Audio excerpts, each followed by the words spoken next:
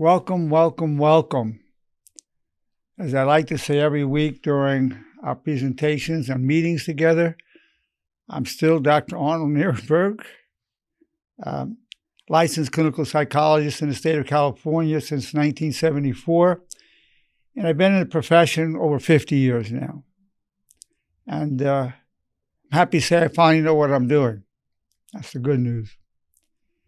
And I've had the pleasure to be on this earth for over 83 years. And I say pleasure because it gives me the opportunity to present to you the fruit of that labor, of my journey as a human being, as a psychologist, as a father, as a husband. I can relate to the issues you relate to. The title of today's presentation is How to Achieve Stability in Your Relationship with Your Significant Other. How to achieve stability in your relationship with your significant other. There's chaos in the world. It often seems that the world is falling apart, whether we went through the pandemic, wars, rumors of wars. And then the chaos and a lack of stability in our relationships, marriages, relationship with the children, parents, the drama, the chaos, and not to mention the chaos within our own minds. Thoughts coming, thoughts going, thoughts we don't particularly want. As you achieve more stability in your primary relationship with your significant other, that will help stabilize your own mind, that your own thoughts will stabilize more. Otherwise, there's a disturbance. And in that disturbance, you get a lot of negative thoughts, a lot of upsetting thoughts, creating fears, insecurities, angers. And certainly in the world events, in our country now, in the United States of America, in the year 2024, we're seen as having great polarities. And that's concerning and also subtracts from a sense of stability. Everybody wants to have stability in their primary relationship. Everybody wants to have stability in the relationship with their significant other. My daughter, Sammy Packard, is looking for a systems approach to creating stability in relationships.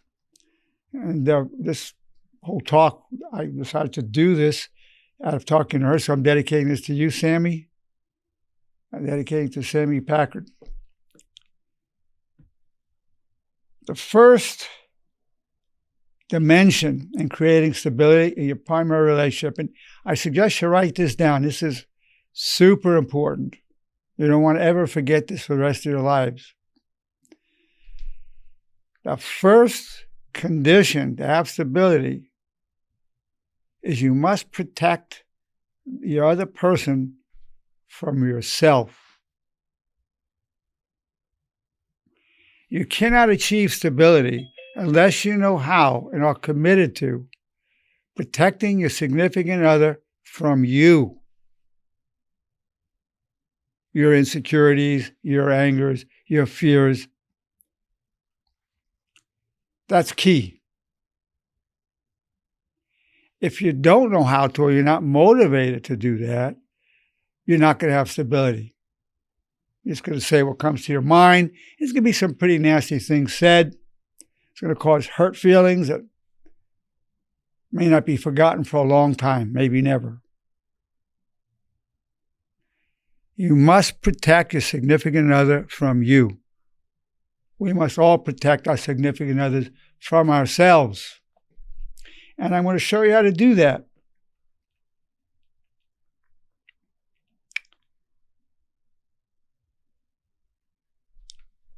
What do we do that's very negative towards our significant other? It has to do with blaming and complaining. Those are two major ones. Blaming and complaining. One of the commands of honor is I take full responsibility for co-creating my reality, my problems. There's 4 commands of honor. One of them is I take full responsibility for co-creating my reality, my problems. So that way, it gives you a way of minimizing your blaming. You say, well, you did this to me. I felt hurt. I felt treated unfairly. But I co-created. I could see how I added fuel to the fire. Even though I think you started it, I've added fuel to the fire. And you might want to apologize for what you've added. You might want to be doing that. The blaming and complaining go together, and as you take responsibility for co-creating it, not that you're totally at fault, that will help add a more stable relationship as opposed to creating chaos and disorder. Now, one of the laws of honor is I love you. But in this case, and that's good, and that will work, but you have to do it 3 times a day all your life. I love you. But better than that, if you love your significant other, which I'm sure you do, and you know that your significant other loves you, you may not know that during a fight or an argument, but if that's the basis, and generally that's true, generally speaking, there's always cases where it may be questionable, but generally speaking, that's true. So the excellent thought to be repeating 3 times a day is this: I love you, and I know you love me. I love you, and I know you love me. So you're telling that thought to yourself 3 times a day for the rest of your life. And then you're getting into an issue, you're starting to feel very alienated, and your whole world's starting to collapse. And you're saying to yourself, I love you so much, and I know you love me. You might even want to say to your significant other, you know what? This is ridiculous. I love you so much. I know you love me. Let's not even go there. Let's just drop this silliness. I love you. I know you love me. Let's not do this.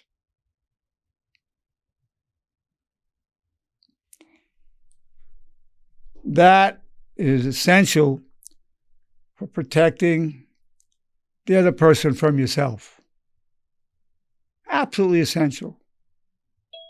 And when you're protecting the other person from you, ultimately you're protecting you from you. Because if you were to articulate all the nasty thoughts you get, the negative, nasty thoughts, the angry thoughts, there are going to be consequences to your own physiology and to the relationship that's going to keep you disturbed. That disturbance is the opposite of stability.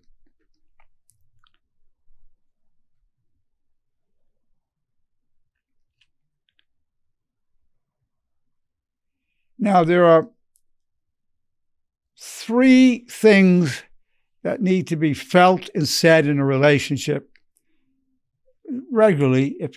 This will help. I love you. Like reassure the person of your love. Not even talking when you're in an argument, just I love you. And then if you've done something that's hurt the other person, or the other person feels really disappointed and maybe humiliated by you, I apologize. I love you is one. I apologize. If you want to elaborate, and these are now the laws of apology.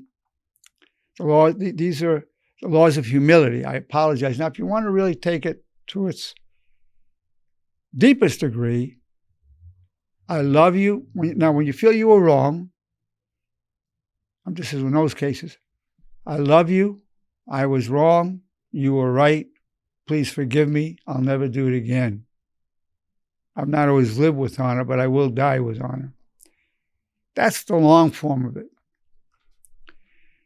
You might feel you weren't wrong. The other person's upset over nothing as far as you're concerned. Absolutely nothing. I'm so sorry that upset you. So sorry that upset you. I really am. I love you. Let's get past this, please. So that you're apologizing not for wrongdoing there. You're apologizing that the person's going through that. That helps create an orderliness. It creates a stability in the relationship. I call that laws of humility. And the third to be able to help create stability is just saying thank you. Thank you so much. Thank you for being my wife. Thank you for being my husband. So grateful to be with you. I was lonely before I met you. I'm so grateful. I appreciate you. I appreciate all you do, the way you clean the house, the way you go out earning money, the way you look after the kids, the way you make yourself look good for me. I appreciate all of that. I appreciate you so much. Thank you. So you're having, I love you, I apologize, I appreciate you. That adds the power of connection, and that to the extent you're having that power of connection, that creates stability. Now, in modern day life, people are so busy and running around. They come home tired. Tempers are short. People can overreact. So you want to calm your nervous system down. You want to do deep breathing. It looks like this.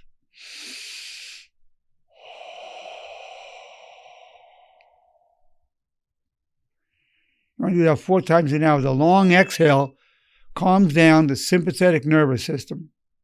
And it's the sympathetic nervous system that's involved with fight and flight and overreacting.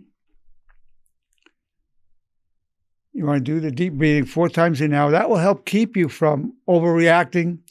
It'll help you reduce your anxiety or panic attacks. And you're more likely to have instability in a relationship when you're anxious. So deep breathing is going to help.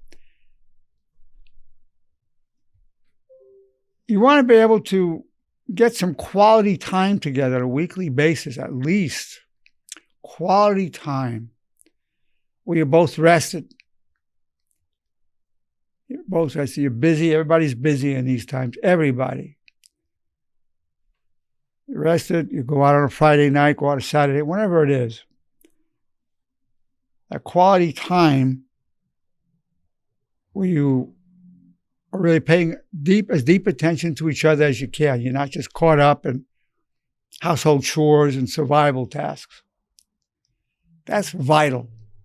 See a lot of postpartum women, babies are just totally consuming them.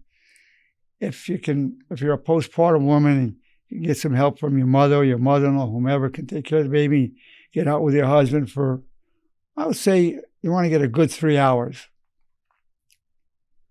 Go out for coffee, go out for a meal, whatever. A romantic evening. What you have is, in some situations, you have a street angel. A person's an angel on the street, a street angel and a home devil. A person shows their worst side at home, and then when they're dealing with the public or outside to everybody else, they're just wonderful. So you don't want to be a street angel and a home devil. You really want to get around. If you have that pattern in yourself, you want to be able to give your best. In addition to giving to the others, you want to be able to give your best to your significant other. Absolutely. Good friend of mine, psychologist Craig, mentioned that point about giving our best. That way it was a very good point, Craig. Appreciate it. So there you have it.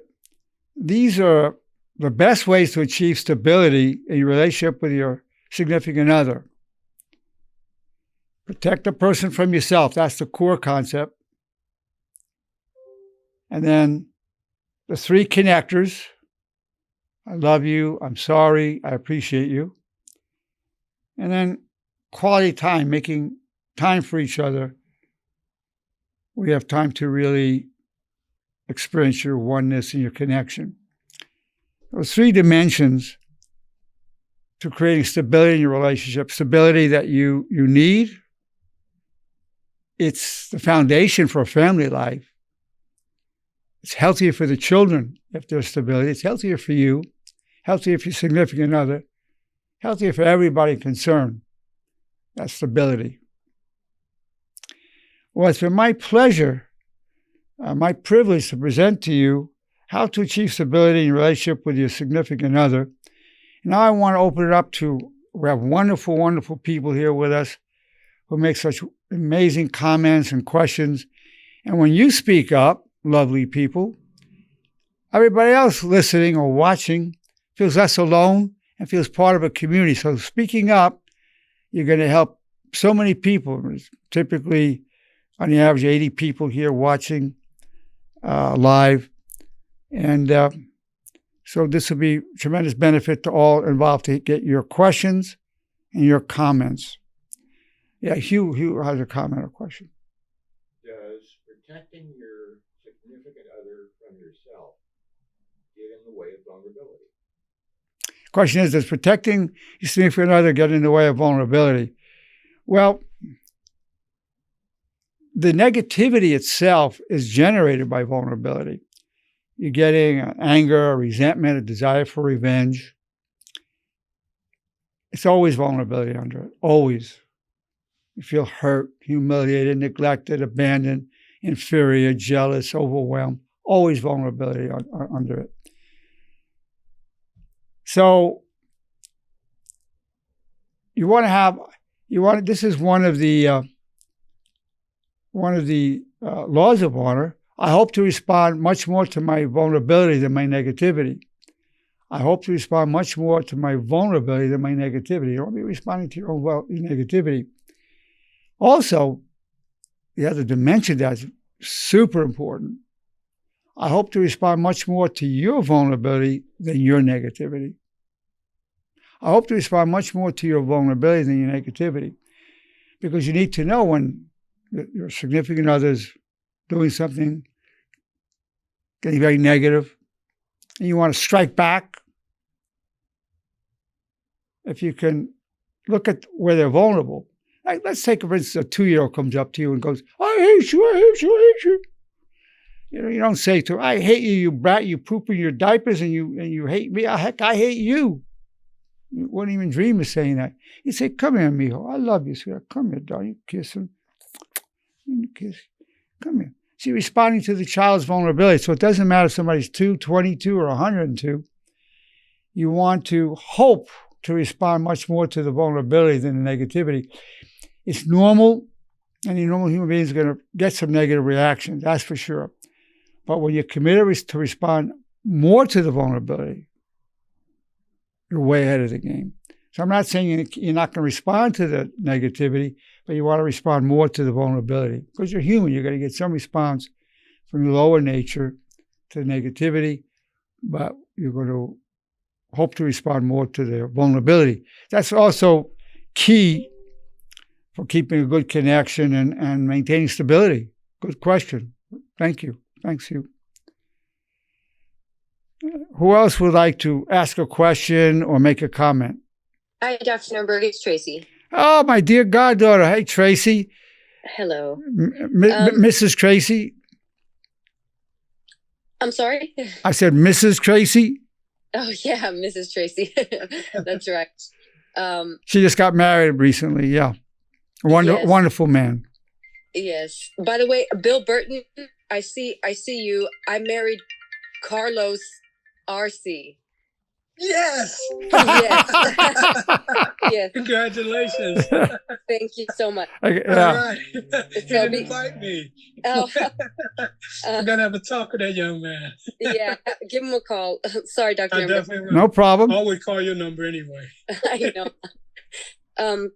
Well, I know I missed your first two. I joined in on your third key that you said, but I know that for sure communication is completely a huge part of keeping a relationship stable, because if you don't communicate in whatever fashion it may be, I mean, your partner is not a mind reader, and you cannot expect them to know how you feel. You cannot. You have to approach gently, if anything. Tracy, let me interrupt you a second, because this is Okay. an excellent point. And so this is where the communication pattern for people following the path of honor is respectfully real communication. You have the right to be who you truly are, as long as the expression of your true self is in respectfully real manner. As long as the expression of your true self is in respectfully real manner. So if you need to say something to your significant other, even if you're upset or angry, you want to say it in a respectful manner. And so, listen, with all due respect, I don't like what's been said, but with all due respect, I have to tell you, please don't talk to me that way. With all due respect, please. So you want to do whatever you can to speak in a respectfully real manner. So we're not talking about being real, because being real could be, hey, you jerk, I think you're stupid. What are you, stupid or something? Why are you leaving that stuff all around, you idiot? That's being real, but it's not respectfully real. So that's where respect comes into the communication. Absolutely essential. Respectfully real communication. And let me tell you something, when you're protecting, the key point is protecting the other from yourself.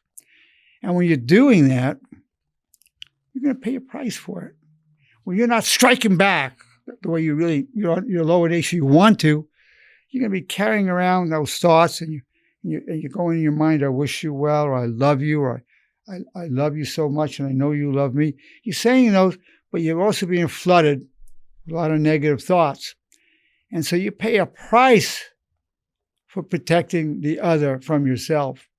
And your partner may never know how much you suffered to protect him or her, because it leads to a very split way. You're talking respectfully, and there's one part of you that doesn't want to be talking that nicely and respectfully, wants to really lash out and hurt the person. So there's a price to be paid for following this path, a big price that nobody will ever know. You'll know you're paying the price. God knows. Nobody else will know. But bravo to you for doing it. That's the way of honor. We're basically dying for the other person psychologically. We're giving our life to the other person by working that negativity through and not inflicting it on him or her. That's true love. That's the sacrifice. That's the sacrifice. Without it, you can't have a stable relationship. It's impossible. Sacrificial love. Absolutely. No question about it. As I said, I'm 83 years old, and I finally know what I'm talking about. Of course, none of this is my last word. Quoting one guru, after he pronounces his wisdom, he says, and that's not my last word on it. So see what I'm saying in 10 years from now. Thank you for that, Tracy. Is there anything else you wanted to add at this time?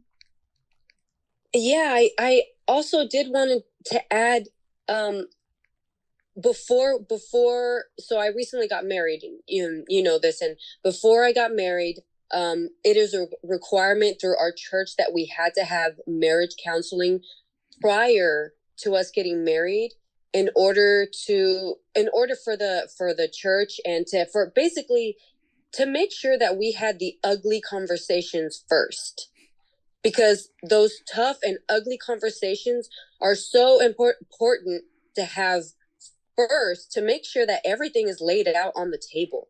Because if it is not, things could get really ugly. And you know, having had just previous relationships and knowing friends that have had previous relationships, it's not all about, oh, we're going to just look cute and take pictures. It's about having those really ugly conversations first to know where the level of respect lies. Well, that's a very good point. And those ugly conversations need to be done in a respectful manner. As long as it's done in a respectful manner and with due regard for the feelings of the others, there's different ways to express ourselves and get the same point across. And we want to always seek the way that will be most received in a congenial manner. And that's respectfully real communication. Excellent point, Tracy. Thank you so much, my dear goddaughter. Thank you. Thanks, Tracy. Thank you. Say hi to Martin for me. I will. Yeah. I want to open it up for any comments or questions. Hugh has a question or statement. Do you think that uncommunicated expectations create a lot of problems? Yeah, the question is, do uncommunicated expectations create a lot of problems? People have come into a relationship with certain expectations. Could be expectations that you're going to do the dishes, or you're going to be the one going out to work. I'll take care of the house. Could be expectations that we're going to go to my parents for Thanksgiving. Many expectations. And you do what you can to spell that out with the other in a respectful manner. But there's always some expectation that was never spelled out before. And when it's not met, there will be disappointment. You're going to have disappointment with your significant other. And you need to protect your significant other from your own disappointment. You could say to the person, hey, I feel disappointed. I really want to do this, but I love you. Let's find a way that we can make this work for us both. But disappointments in unspoken expectations are it's a given. It's going to happen. It's an absolute given. Absolutely. Absolutely. And knowing how to deal with that in an honorable way, protecting the other from your own negativity is vital. Absolutely necessary for a stable relationship. Good point. Thank you, Hugh. Hi, Arnold. Amber. Amber, good to hear from you, Amber. How are you? Good to hear from you too.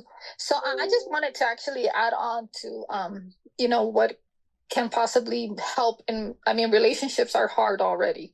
Marriages are hard. And I think that a lot of people have this idea that, or this fantasy that at some point a marriage is supposed to be just, this perfect fantasy Disney movie.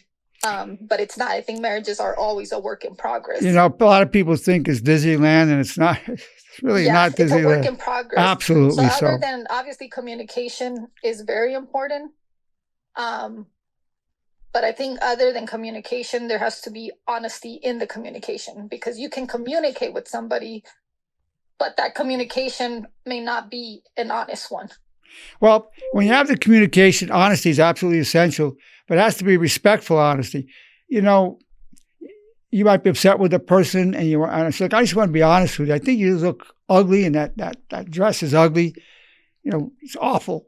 Well, that's being honest.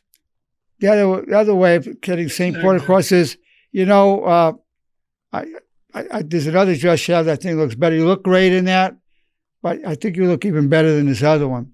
That's being honest. So there's different ways of talking respectfully, because just being real is not going to work. It's got to be respectfully real. Absolutely honest communication. Now, the other thing about communication, you could if you're just a taker, and you say, I'm going to just be honest with you. I want to. We got these two cars. I want to take that one. Hey, I just want to be honest with you. I want that bigger steak. I'm going to take that for myself. Just being honest with you. I'm going to go out every Friday night with the boys. I'm going to hang out with them, go drinking. I just want to be honest with you. Up front, that's what I'm going to do. Well, that's being honest. So it's what you're being honest about. Well, I'm just being honest. I want to go out with my ex-girlfriend. Just being honest. Well, that typically won't work out very well. So honesty is good, but it has to be expressed in a respectfully real manner. And it has to be put in a way and done in a way where you're willing to put the other's needs before your own. Not all the time. I'm not saying every single time. You don't want to feel, it's just a one-way street. But you want to be willing to do that as often as you can. I want to do this. You want to do that. I love you. Let's do what you want to do. Maybe next time we can do this other thing that I want. But let's go. Let's do what you want right now. So you want to be communicating. You want to be honest. But again, it's got to be with real concern for what the other person wants as well, or the other person needs as well. Good point. Very well spoken, Amber. Well, and then I get your point as far as the expectation, but at least for myself, I feel like expectations on other people, like when you put expectations on other people, whether they're your spouse, friends, humans are, it's human nature to disappoint. So I think when you put expectations, or we all should get into a relationship knowing what we want from that other person, right? But it should not be expected that that other person is going to fulfill all your needs, because they're humans and they are bound to make mistakes and fail at certain things. Totally true. 100%, 1,000% true. And whenever you get married, there's always a big surprise coming. A big surprise, something you never expected from that person. And you may not like that surprise. Typically, people don't like it. It's going to be something that the person wasn't deliberately hiding, but it was never expressed, or maybe it was hiding. But whatever, something's going to come up. And then you want to deal with it in a manner that's as loving as you can. And we're protecting the other person as best you can from some of your negative reactions to that surprise and disappointment. It's going to happen, no doubt about it. Absolutely going to happen. And so the guidelines that we're going over right now will help stabilize you during that. You're basically in life, we're going through storms, earthquakes, volcanoes in a relationship, and sometimes where it's peaceful. But disturbance is the norm. Disturbance is the norm. And dealing with it in an honorable way is the way to go. There's no better way than that. That's the path of no regret. But this life of material existence, everything's in the process of decaying, falling apart. And it takes effort to kind of keep it together. What's our bodies? What's a building they have to keep repairing? A car they have to keep repairing? Or a relationship that you keep trying to understand more and help sculpting it into a beautiful, beautiful relationship. Everything that's composed decomposes. Of course, there's a soul that's not composed or anything. It's one unit that goes on. But in the material world, disintegration is the rule. There's no exception to it. I have a great building here. It's wonderful, stable even in earthquakes. Highly unlikely it's going to be here in 500 years. In its own way, it's going through its changes.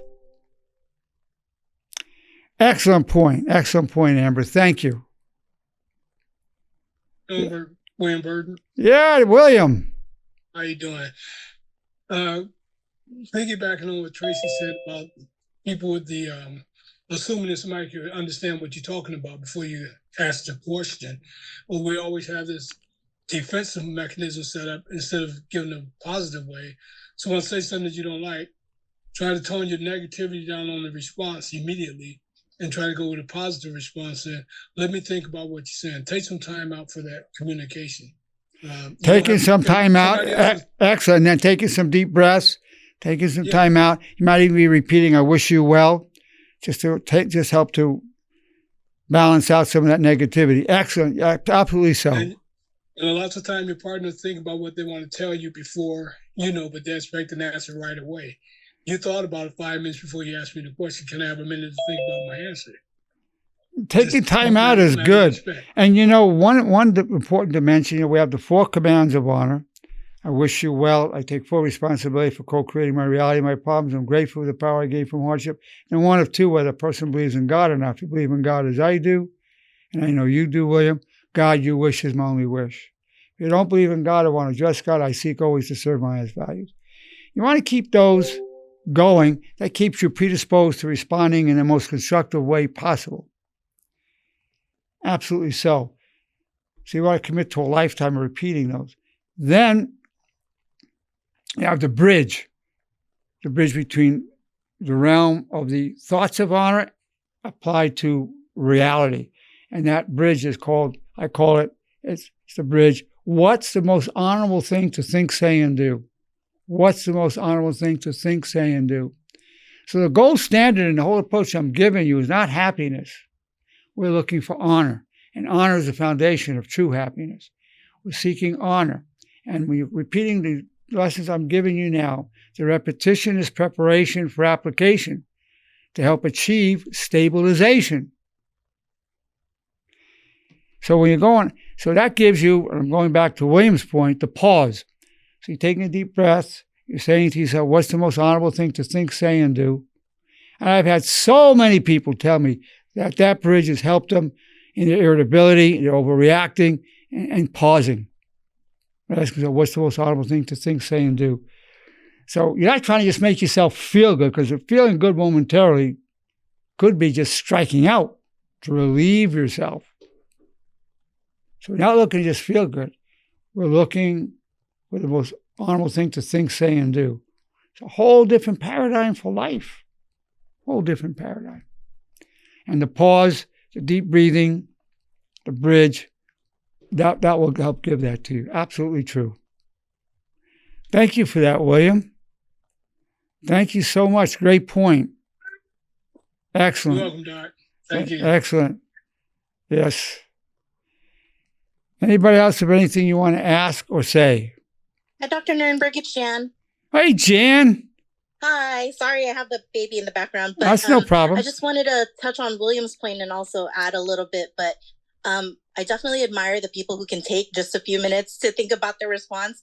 I've learned the hard way that I'm not the type that can just take a few minutes. I and my husband have both learned that I need a few days to cool down before I respond. Because like your point of, you're protecting your significant other from you. That's exactly what I'm trying to do. I have a very bravo to you. Yeah. So I have a very sharp tongue, and in a moment of anger, I will lash out completely, and I don't want to do that. So I've learned it takes me an average of 2 to 3 days to muster up, concise thoughts and feelings that I want to express to my husband whenever we're having an issue. Well, it sounds to me, Jan, that you're just flooded with some kind of overwhelmingly negative thoughts that you need time to parcel out. Yeah, because, I understand.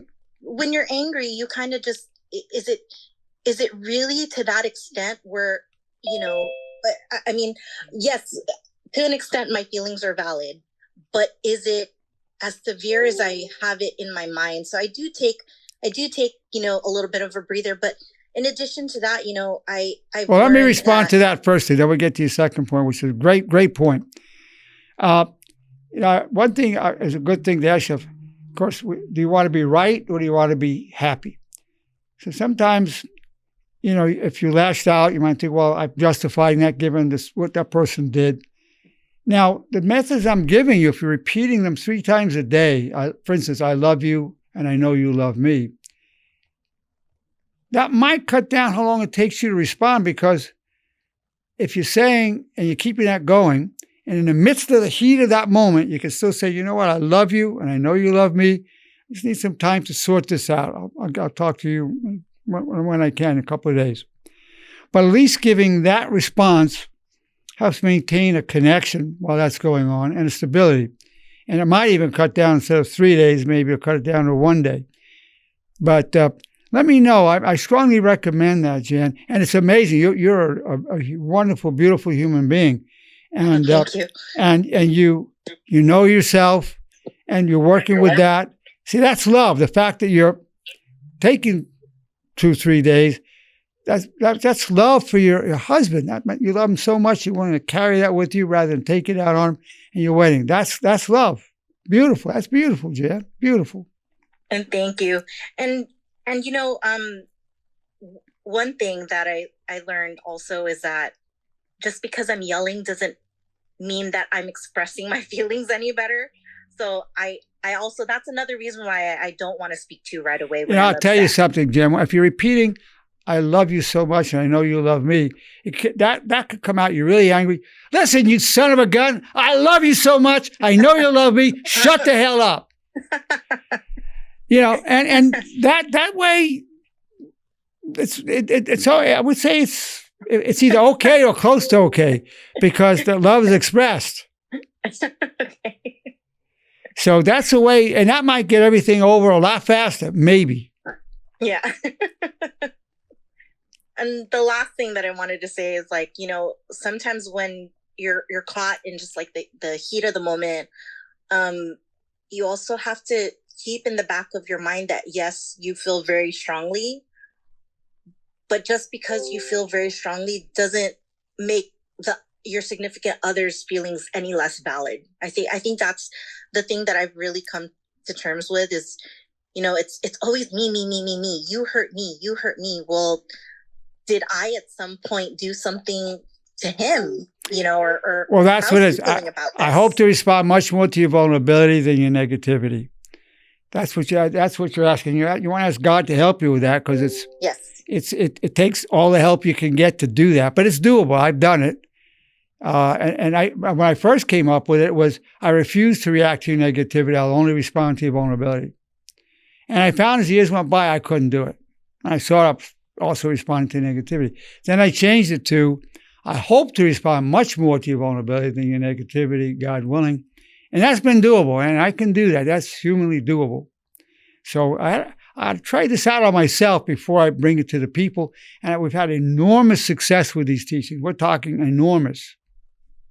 As I'm sure it has been for you, Jan. Yes, definitely. Yeah. Dr. Nerenberg? Yes. Thank you. Thank you, Jan. And the texts you send about your readings and the videos, always amazing. Thank you very much. Amazing, Jan. Who else would like to make a comment or ask a question? I would, Dr. Nerenberg. Oh, Reginald, good to see you. Very good to see you. I want to know, how would one handle when it comes to being honest in a relationship when you don't volunteer information? You have a certain amount of people, when you be honest, you tell yourself about yourself. But each and every one of us, some of us, I know I do, have dark secrets. I'd rather not share, but I'm not that person anymore. But for fear that if I told them that, they may not like me anymore. But how do one live with that? Because I don't think there's nobody on earth that has some secret they probably do not want to share. Now, if they ask you about it, then you'd probably be dishonest if you didn't tell them exactly what it is. But rather, if they never came up, is that being dishonest in that right, realm? Boy, that Reginald, you're a deep guy, very deep guy. Good question. Here's the answer. I'm going to use myself as an example. I don't have any secrets from my wife, none at all.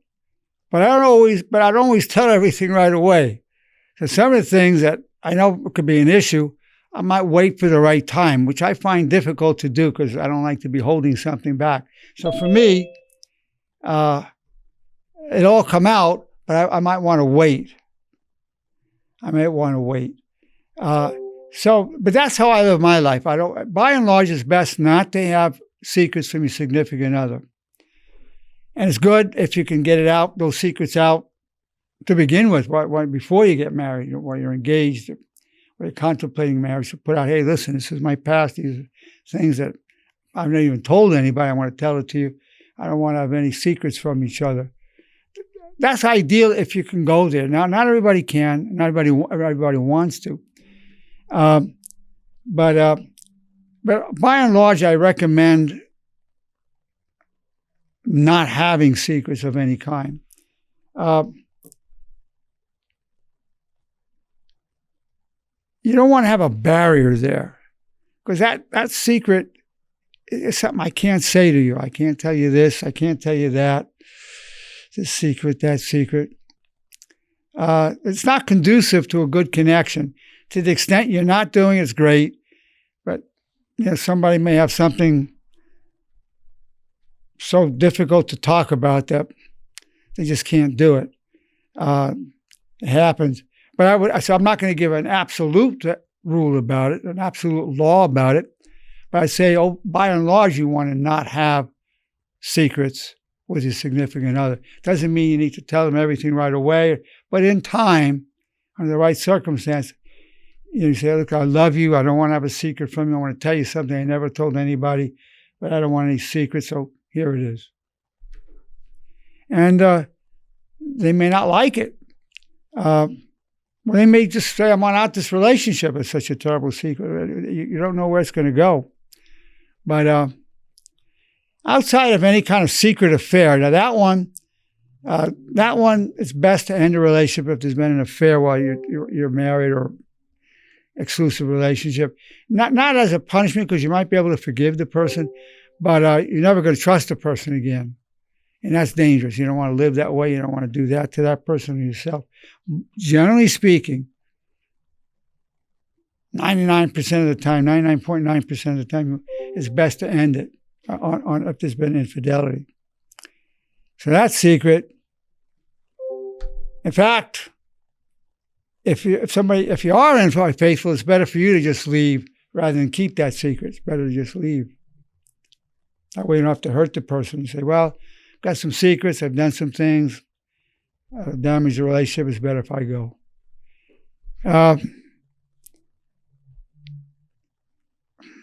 By and large, that's the way to handle that particular secret.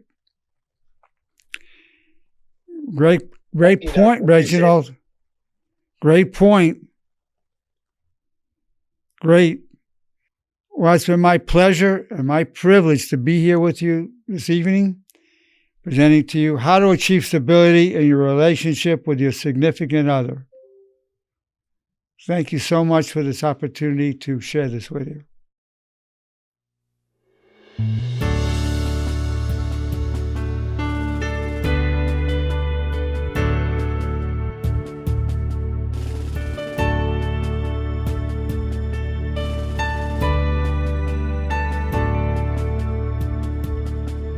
The sea of destiny is in your deepest struggle. God's will and mine be one, and I wish you well. You are co-creator, respectfully real. There's a way in the valley that turns weakness to steel. We're known through all eternity, from strife we gain power,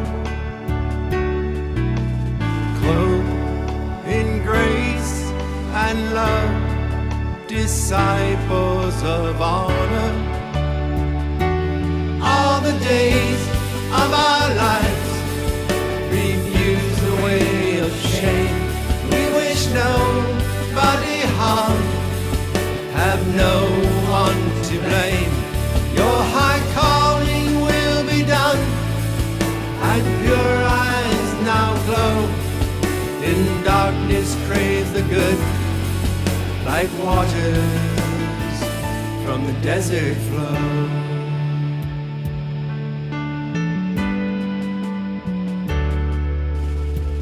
I pledge my love all the days of my life. I pledge my soul to all that is good. I pledge my heart to my brothers and sisters, who I join in the light, leave a legacy of honor.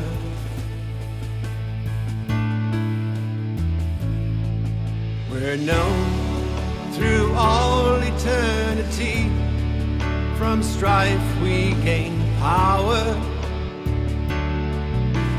clothed in grace and love, disciples of honor.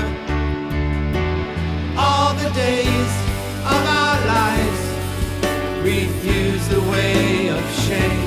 We wish nobody harm, have no one to blame. Your high calling will be done, and pure eyes now glow. In darkness crave the good, like waters from the desert flow.